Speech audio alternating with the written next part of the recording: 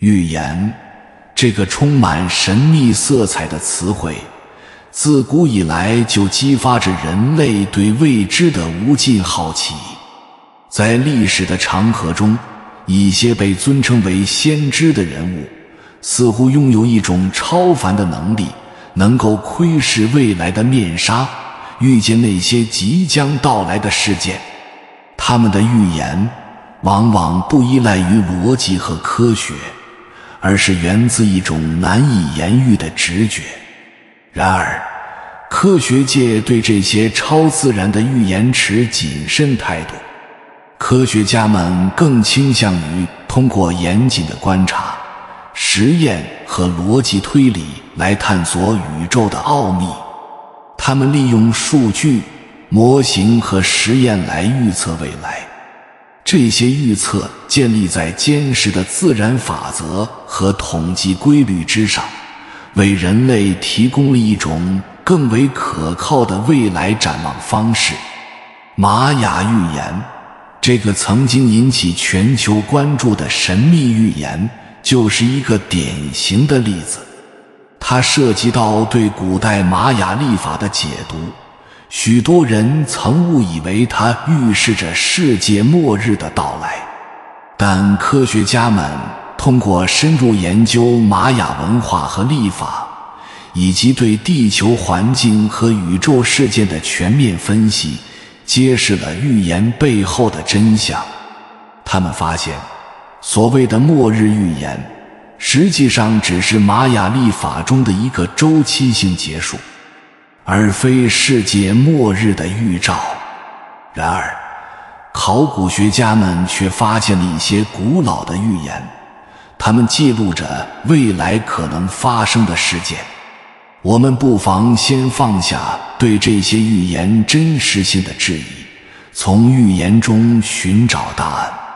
有一块古老的石头，上面刻着预言，它牵扯到几万年前的原始部落。这些预言几乎全部精准地预测了未来重大事件的发生，比如核战争、人类进化到第五世界，以及人工智能的出现是否会取代人类。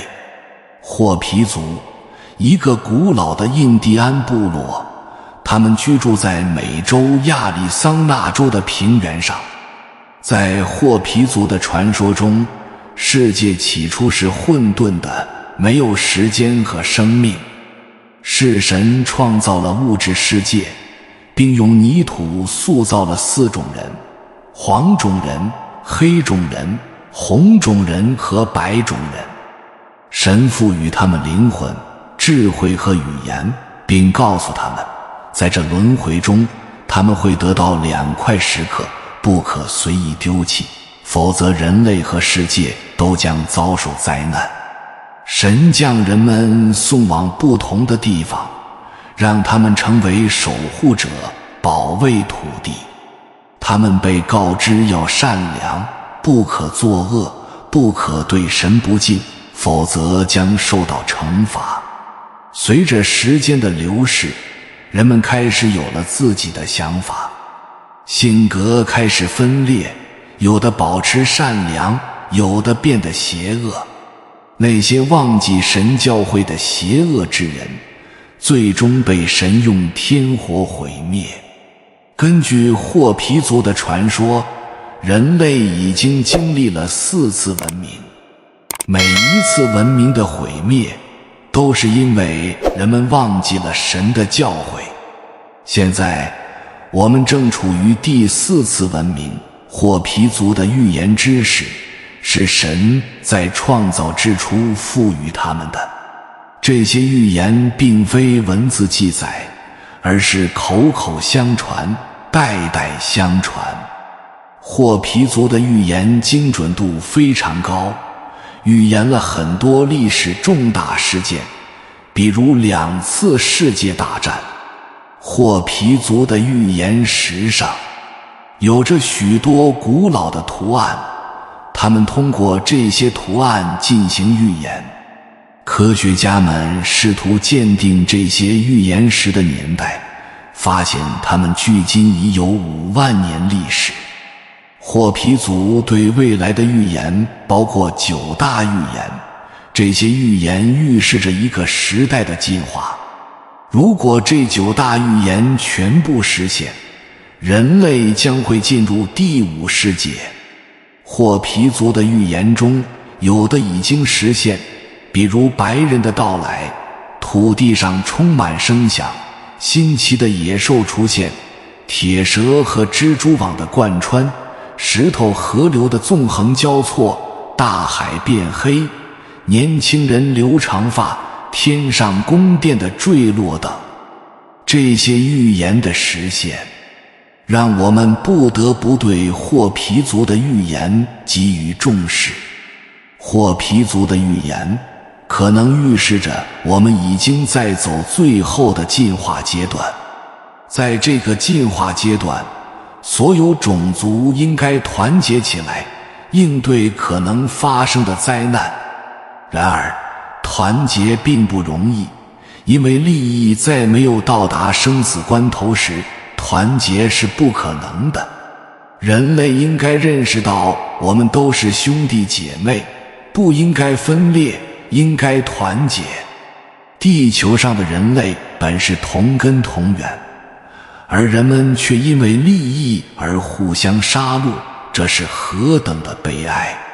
如果灾难真的发生，那些所谓的利益不过是浮云，你根本带不走一样东西。人类的进化阶段一旦真的结束，也就预示着灾难即将接踵而至。人类会在这场灾难中受到净化，这时地球上的白人将会和其他土地上的人开战，使用各种武器，包括核武器。到时整个世界就会变得地动山摇，破壁不堪，只有少数人可以存活下来。霍皮族人建议我们提早囤积粮食，因为饥荒很快就会到来，粮食将会是人们唯一的幸存之路。届时人类会进入第5世界，也就是智能世界。那么你觉得霍皮人的预言到底可不可信呢？欢迎大家一起聊聊。在民间，人们都相信家中去世的长辈会保佑后人，表达了我们对逝去先人的思念和美好的愿望。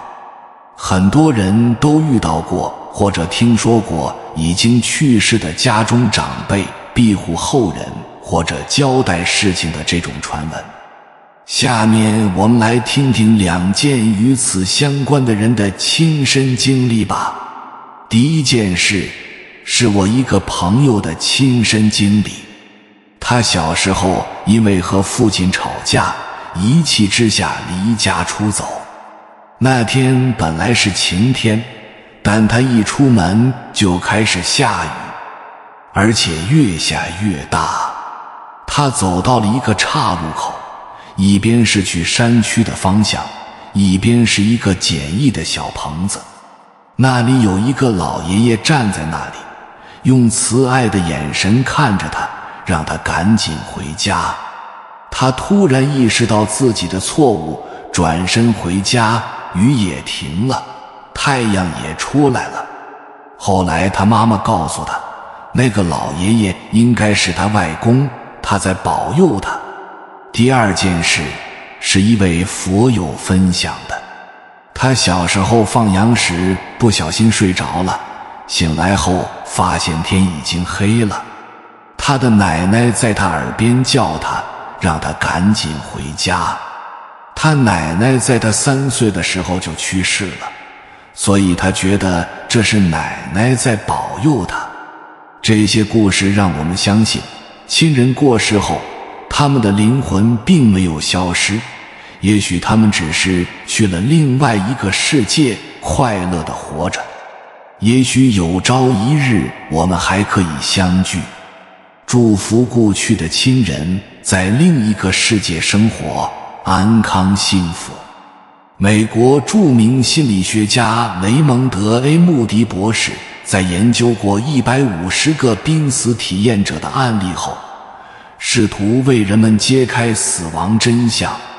从他的研究中得到结果，人死后大致会经历以下过程：听到医生宣告自己的死亡，感受到生理的衰竭，悬浮在一个黑暗的维度中，听到奇怪的声音，被拉入一个没有空气的圆柱体空间，灵魂和肉体分离，感官变得异常灵敏，出现强烈的孤独感，周围会出现其他的灵魂，感受到某种人性的亮光，灵魂状态会对一生做一次全景式的回顾，最后灵魂会到达某种边界之类的东西。历史上一些名人也曾经有过类似的死亡征兆，比如黎巴嫩总理哈里里在遇刺前明显感觉到死亡之神正在向我们逼近。俄罗斯库尔斯克号核潜艇沉没后，遇难的海军军官科列斯尼科夫的妻子表示，她的丈夫似乎预感到了死亡。我们之所以对死亡恐惧，正是因为我们对死亡之后的世界一无所知。人类科学的历史刚刚300年，就像出生的婴儿般，远远无法让我们更深地解释这个世界。然而，有些人在濒死体验中却能感受到来自另外一个世界的召唤，这种召唤甚至在部分人还活着的时候就有所预感。波兰著名画家、摄影师贝克辛斯基，他在一次事故中心脏停顿了15分钟，之后变成了植物人。1年后，他突然苏醒，并且身体全部机能奇迹般康复。出院后，他开始创作各种常人无法理解的画作。据他自己所说，他所画的都是他在游历地狱和天堂时的所见所闻。贝克辛斯基的画作首度揭秘了死亡之后的世界，震惊了整个世界。至于他的死亡，也直至今天都笼罩在恐惧的迷雾中。2005年2月22日，在即将76岁生日的前2天，贝克辛斯基在华沙的公寓被人杀害。有传闻说，那名画家朋友的儿子是收到了死神的旨意，来带走偶然从地狱返回人间的灵魂。究竟我们死后会变成什么样子，会去往何处，我们尚不得而知。正因为如此，我们才更需要努力活着，充满希望地看待每一天，因为我们有的是时间享受死亡。